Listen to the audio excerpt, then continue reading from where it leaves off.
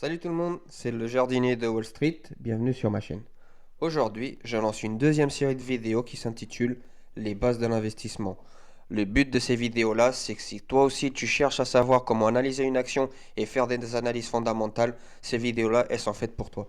Alors abonne-toi, like, mets un petit commentaire, ça fait toujours plaisir. Si jamais tu as des questions ou des remarques à me faire, j'y répondrai avec grand plaisir. Alors c'est parti. Aujourd'hui, j'ai décidé de te parler du compte de résultat. Et tu vas voir, une fois qu'on a compris tout ce qui a marqué dedans, c'est pas si compliqué que ça à en lire un.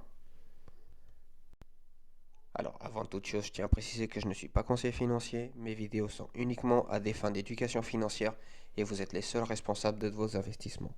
C'est parti. Alors, le compte de résultat, c'est quoi? Alors, c'est un document comptable obligatoire qui est établi pour une période donnée pour chaque entreprise. Chaque entreprise, en général, on le fait chaque année. Et donc, du coup, ils établissent tout ce qu'il y a dedans. Le chiffre d'affaires, le résultat brut, etc. Et ça détaille vraiment chaque dépense et chaque entrée d'argent qu'il y a eu au sein de la société pour l'activité qu'elle produit. Ça ressemble à quelque chose comme ça. C'est un bordel. Ne t'inquiète pas, je vais t'expliquer tout en détail. Et donc, nous allons tout de suite commencer par le chiffre d'affaires. Continuez, Jackson, vous m'intéressez. Donc le chiffre d'affaires, c'est quoi?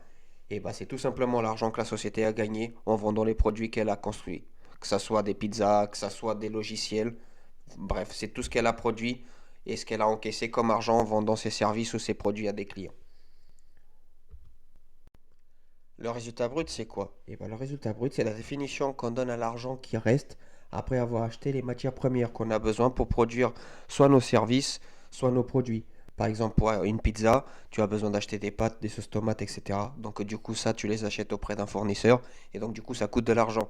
Et bah, ce montant-là, en fait, il figure juste en dessous du chiffre d'affaires et on appelle ça le coût de matière première ou le coût de production.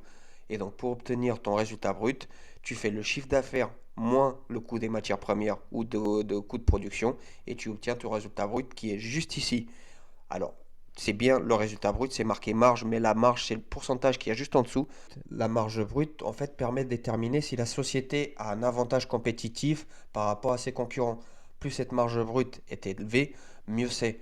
Ce genre de critère, il marche bien pour les sociétés cotées en bourse parce que justement, la concurrence, il y a moins de sociétés et donc du coup, ça permet de déterminer si la société elle est rentable par rapport à ses concurrents dans la même industrie. Ensuite, tu as le résultat d'exploitation. Le résultat d'exploitation, c'est quoi? Eh ben, c'est tout simplement le résultat brut moins les coûts opérationnels. Les coûts opérationnels, c'est quoi? C'est tout ce qui touche au salaire, la maintenance, les contrats d'entretien, le loyer des locaux commerciaux, etc. Et ça, on appelle ça des coûts opérationnels. Et donc, du coup, une fois que tu fais ton résultat brut moins les coûts opérationnels qui se situent juste ici, eh ben, tu obtiens ton résultat d'exploitation. Et lui, il est juste ici. Une fois que tu as ton résultat d'exploitation, eh ben, tu peux déterminer quelle est ta marge d'exploitation.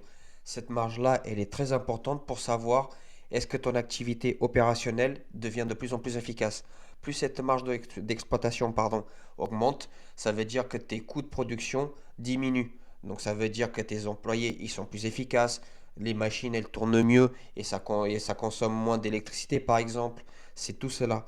Donc une fois que ta marge brute, enfin pardon, une fois que ta marge d'exploitation elle augmente, ça veut dire que tes coûts de production sont en baisse, ce qui est une très bonne chose. Et en général, elle doit se situer au-delà de 15%.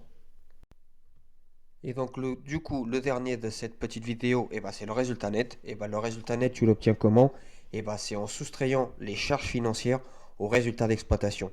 Comment tu procèdes? Et ben, du coup, tu as deux critères à regarder. Normalement, il se situe juste ici. C'est tout ce qui touche aux intérêts d'emprunt, aux impôts. Et donc, du coup, tout ça, ça fait une somme que tu dois à l'État ou que tu dois à tes créanciers. Et donc, du coup, c'est des charges que tu dois payer à tes créanciers. Donc, du coup, pour obtenir le résultat net, tu le soustrais au résultat d'exploitation. Et donc, tu obtiens un montant qui se situe juste ici. Et juste derrière, bah, du coup, tu peux déterminer quelle est vraiment ta marge nette. Et donc, cette marge nette, en fait, c'est l'argent qui te reste après avoir payé tout ce qui était lié de près ou de loin à ton activité. Et donc, plus cette marge nette est importante, mieux c'est. En général, moi, j'estime qu'une bonne marge nette est au-delà de 10%. Il y a des gens qui voient ça un peu plus haut, un peu plus bas. plus bas, pardon. Moi, j'estime que 10%, c'est une très bonne moyenne parce qu'en général, les grands investisseurs, ils prennent ça comme base. Donc, du coup, j'ai décidé de faire la même chose.